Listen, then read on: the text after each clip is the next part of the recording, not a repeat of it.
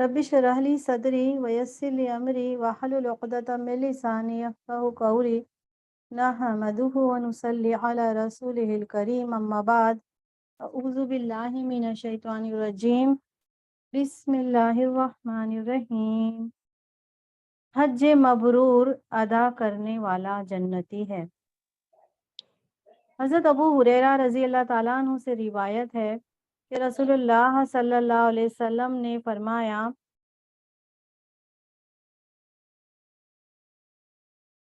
हज़रत अबू हुरैरा रज़ी अल्लाह ताला अन्हु से रिवायत है कि रसूलुल्लाह सल्लल्लाहु अलैहि वसल्लम ने फरमाया, उम्रा इन तमाम गुनाहों का कफ़ारा होता है जो मौजूद और गुज़िश्ता उम्रा के दरमियान हुए हो।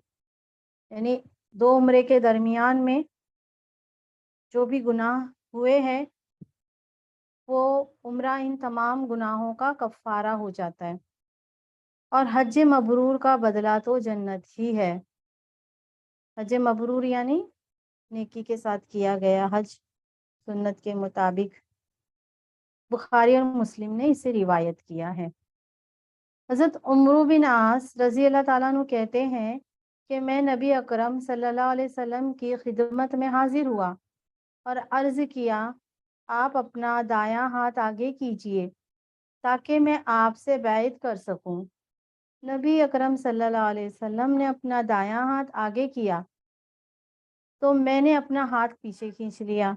नबी अकरम सल्लल्लाहु अलैहि वसल्लम ने दरियाफ्त किया, उम्रू क्या हुआ? मैंने अर्ज़ किया, या रसूल अल्लाह, एक शर्त रखना चाहता हूँ। आपने इरशाद फरमाया, तुम क्या शर्त रखना चाहते हो? मैंने अर्ज़ किया, गुज़िश्ता गुनाहों की मग़फ़िरत की शर्त। तब आप सल्लल्लाहु अलैहि वसल्लम ने इरशाद फरमाया, क्या तुझे मालूम नहीं है इस्लाम में दाखिल होना गुज़िश्ता तमाम गुनाहों को मिटा देता है। हिजरत गुज़िश्ता तमाम गुनाहों को मिटा देती है और हज गुज़िश्ता तमाम गुनाहों को मिटा देता है। गुज़िश्ता यानी गुज़रा हुआ जो है। इसे मुस्लिम ने रिवायत किया है। सुन्नत के मुताबिक हज अदा करने से गुज़िश्ता तमाम गुनाह माफ़ हो जाते हैं।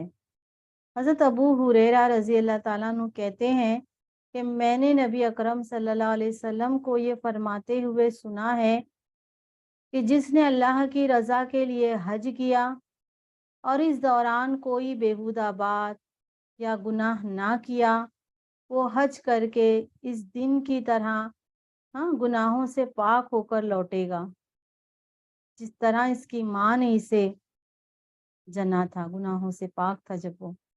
इसे बुखारी ने रिवायत किया है। पे दर पे हज और उम्रा मोहताजी और फ़क़र दूर कर देता है। हज़रत उमर रज़ी अल्लाह ताला अन्हु नबी अकरम सल्लल्लाहु अलैहि वसल्लम से रिवायत करते हैं कि आप सल्लल्लाहु अलैहि वसल्लम ने फरमाया, पे दर पे हज यानी एक के बाद एक हज और उम्रा, बेशक ये दोनों फ़क़र यानी मोहताजी और गुनाहों को इस तरह दूर कर देते हैं जिस तरह भट्टी लोहे की मैल कुचैल को दूर कर देती है। इसे इब्ने माजा ने रिवायत किया है। ईमान बिल्लाह और जिहाद के बाद सबसे अफजल अमल हज है। यानी अल्लाह पे ईमान लाने के बाद और जिहाद के बाद सबसे अफजल अमल जो है वो हज है। अबू हुरैरा रज़ी अल्लाह ताला अन्हु कहते हैं कि नबी अकरम सल्लल्लाहु अलैहि वसल्लम से सवाल किया गया, कौन सा अमल सबसे अफजल है?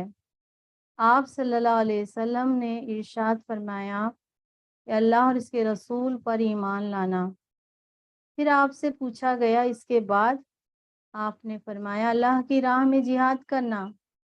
फिर कहा गया, इसके बाद?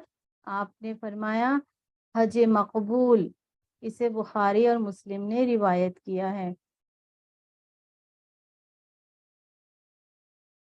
ख़वातीन, बूढ़े और कमज़ोर लोगों को हज का सवाब जिहाद के बराबर मिलता है। जो ख़वातीन होती हैं اور جو بوڑھے اور کمزور لوگ ہوتے ہیں ان کو جو حج کا ثواب ہے نا وہ جہاد کے برابر ملتا ہے۔ حضرت حسن بن علی رضی اللہ تعالیٰ عنہ کہتے ہیں کہ ایک آدمی نبی اکرم صلی اللہ علیہ وسلم کے پاس آیا اور کہا میں کمزور دل اور ضعیف آدمی ہوں۔ آپ نے فرمایا ایسا جہاد کر جس میں تکلیف نہیں ہے، یعنی حج۔ اسے طبرانی نے روایت کیا ہے۔ ام المومنین حضرت عائشہ رضی اللہ تعالیٰ عنہ سے روایت ہے کہ میں نے عرض کیا یا رسول اللہ، ہمیں معلوم ہے کہ جہاد سب سے افضل عمل ہے، کیا ہم جہاد نہ کریں؟ آپ صلی اللہ علیہ وسلم نے ارشاد فرمایا نہیں، عورتوں کے لیے عمدہ ترین جہاد حج مبرور ہے۔ اسے بخاری نے روایت کیا ہے۔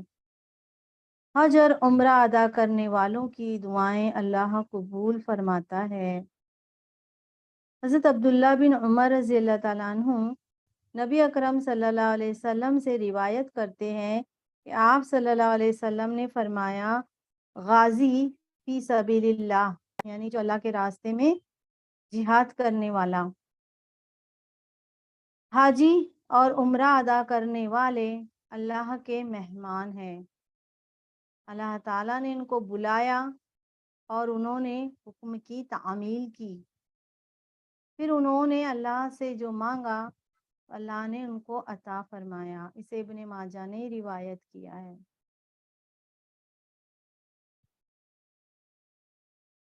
رمضان میں عمرہ ادا کرنے کا ثواب حج کے برابر ہے۔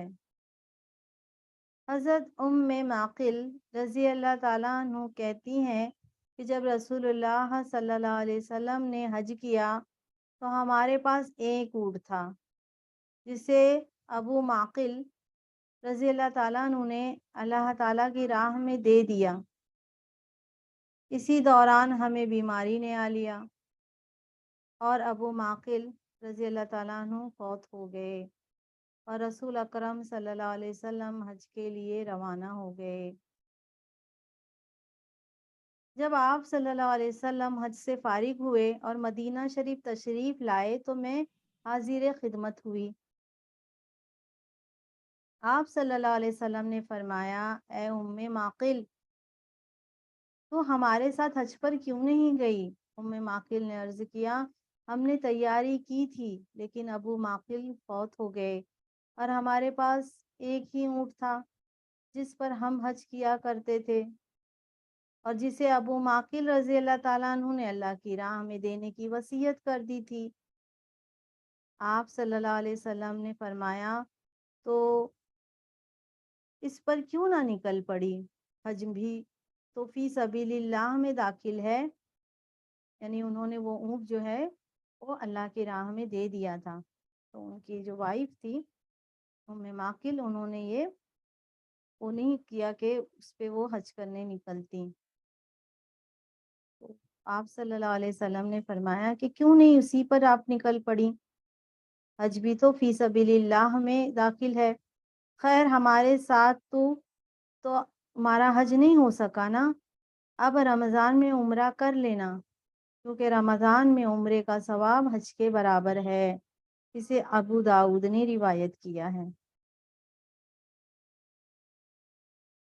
رمضان میں عمرہ ادا کرنے کا ثواب رسول اللہ صلی اللہ علیہ وسلم کے ساتھ حج کرنے کے برابر ہے۔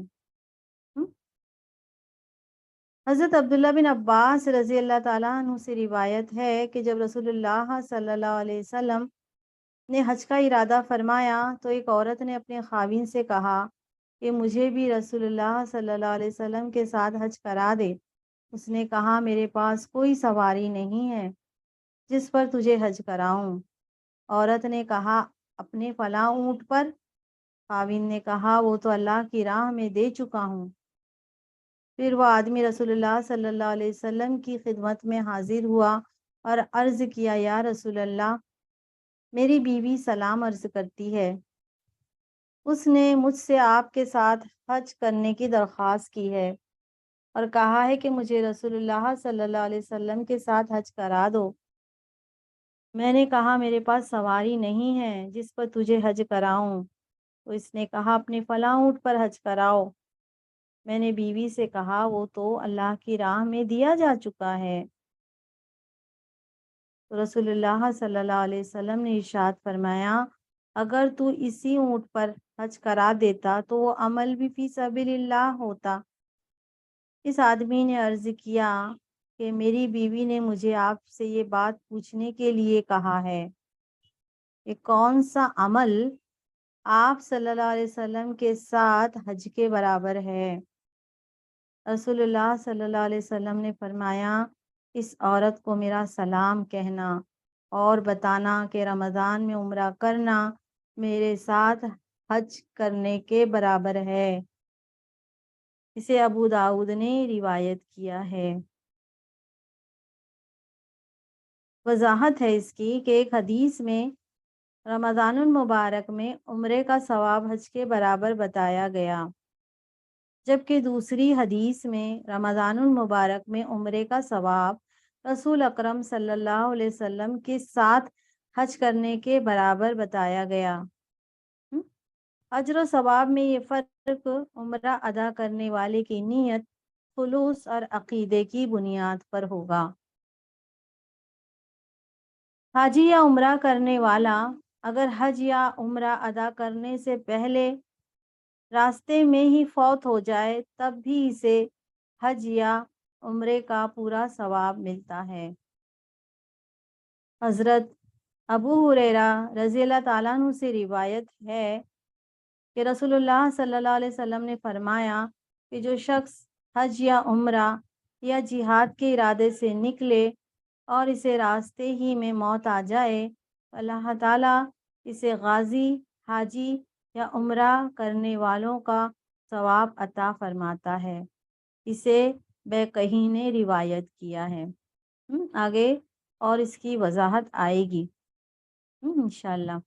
حالت احرام میں فوت ہونے والا حاجی یا عمرہ کرنے والا قیامت کے دن تلبیہ پکارتا ہوا اٹھے گا، لبیک اللہم لبیک، تلبیہ ہے نا پورا مکمل، تو وہ پکارتا ہوا اٹھے گا جو حالت احرام میں فوت ہو جائے گا، چاہے وہ حج کرنے والا ہو یا عمرہ کرنے والا ہو۔ اب ہم دیکھتے ہیں اہمیت الحج، حج کی اہمیت۔ وسائل رکھنے کے باوجود حج نہ کرنے والا مسلمان نہیں ہے۔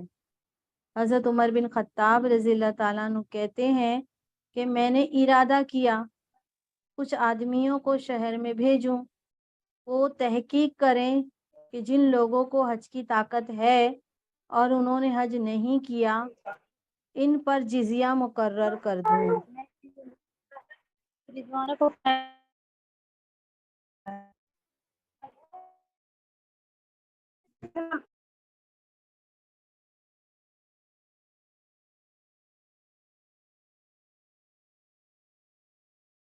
حضرت عمر بن خطاب رضی اللہ تعالیٰ عنہ کہتے ہیں کہ میں نے ارادہ کیا، یعنی عمر بن خطاب رضی اللہ تعالیٰ عنہ کیا فرماتے ہیں کہ میں نے ارادہ کیا کہ کچھ آدمیوں کو کہاں بھیجوں، شہروں میں بھیجوں اور تحقیق کریں، وہ لوگ جو ہے وہ تحقیق کریں کہ جن لوگوں کو حج کی طاقت ہے اور انہوں نے حج نہیں کیا ہے تو ان پر جزیہ مقرر کر دوں، یعنی ان پہ پینلٹی لگا لوں۔ ایسے لوگ مسلمان نہیں ہیں، ایسے لوگ مسلمان نہیں ہیں۔ اسے سعید نے اپنی سنن میں روایت کیا ہے۔ حضرت علی رضی اللہ تعالیٰ عنہ سے روایت ہے کہ انہوں نے کہا جس نے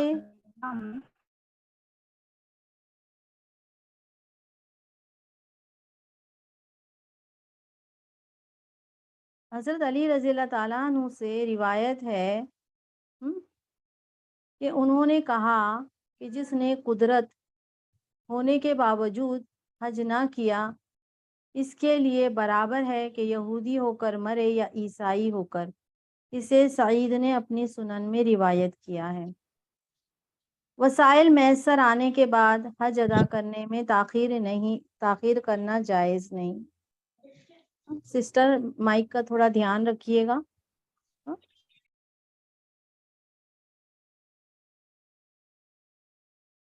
تو حضرت عبداللہ بن عباس رضی اللہ تعالیٰ عنہ سے روایت ہے کہ رسول اللہ صلی اللہ علیہ وسلم نے فرمایا کہ جو شخص حج کا ارادہ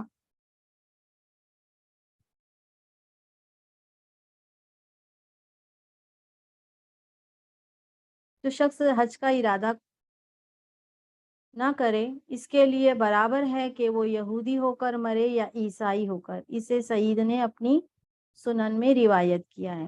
حضرت عبداللہ بن عباس رضی اللہ تعالیٰ عنہ سے روایت ہے کہ رسول اللہ صلی اللہ علیہ وسلم نے فرمایا کہ جو شخص حج کا ارادہ کرے، ہاں یہ پچھلی حدیث سے یہ حدیث یہاں پر ہے کہ حضرت علی رضی اللہ تعالیٰ عنہ سے روایت ہے، اور حضرت عباس رضی اللہ تعالیٰ عنہ سے دوسری حدیث روایت ہے. تو پہلی حدیث حضرت علی رضی اللہ تعالیٰ عنہ سے اس طرح ہے، انہوں نے فرمایا کہ جو قدرت رکھنے کے باوجود حج نہ کرے اس کے لیے برابر ہے کہ وہ یہودی ہو کر مرے یا عیسائی ہو کر. اسی طرح حضرت عبداللہ بن عباس رضی اللہ تعالیٰ عنہ سے یہ روایت ہے کہ رسول اللہ صلی اللہ علیہ وسلم نے فرمایا کہ جو شخص حج کا ارادہ کرے اسے جلدی کرنا چاہیے، کیونکہ آدمی کبھی بیمار ہو جاتا ہے نا، سواری کا بندوبست نہیں ہو سکتا ہے یا کوئی اور رکاوٹ پیش آ جاتی ہے. اسے ابن ماجہ نے روایت کیا ہے. تو جو شخص بھی حج کا ارادہ کرے اسے جلدی کرنی چاہیے. حضرت عبداللہ بن عباس رضی اللہ تعالیٰ عنہ نبی اکرم صلی اللہ علیہ وسلم سے روایت کرتے ہیں کہ آپ صلی اللہ علیہ وسلم نے فرمایا فریضہ حج ادا کرنے کے لیے جلدی کرو، کیونکہ کسی کو معلوم نہیں ہے اسے کیا عذر پیش آ جائے. اسے احمد نے روایت کیا ہے. مرنے والے پر حج فرض ہو تو اس کے ورثہ کو میت کی طرف سے حج ادا کرنا چاہیے. تو یہ سب کی ڈیٹیل انشاءاللہ آگے اور آئے گی. تو یہاں پہ جو ہمارا ٹاپک تھا حج کی فضیلت اور حج کی اہمیت، مگر تب بھی آپ کی تصویر ہمارے دل میں بسی ہے. مطلب آپ ایسے سمجھا سکتی ہیں کہ ہم سسٹر تھوڑا سا مائک کا دھیان رکھیے کہ یا آواز آپ کی جو ہے نا وہ یہاں پہ ریکارڈ ہو جا رہی ہے، تو مائک کا دھیان رکھیے گا. ٹھیک ہے سسٹر، تو آج ہم یہیں تک کرتے ہیں. آگے اور انشاءاللہ آنے والے ہفتوں میں آپ لوگوں کو دین کے معلومات حج اور عمرہ کے تعلق سے انشاءاللہ بتائیں گے. تو آپ سب لوگوں کا بہت بہت جزاک اللہ خیرن کثیر. تقبل اللہ منا ومنکم. سبحان ربک رب العزت عما یصفون والسلام علی المرسلین والحمد للہ رب العالمین. ربنا تقبل منا انک انت السمیع العلیم وتب علینا انک انت التواب الرحیم.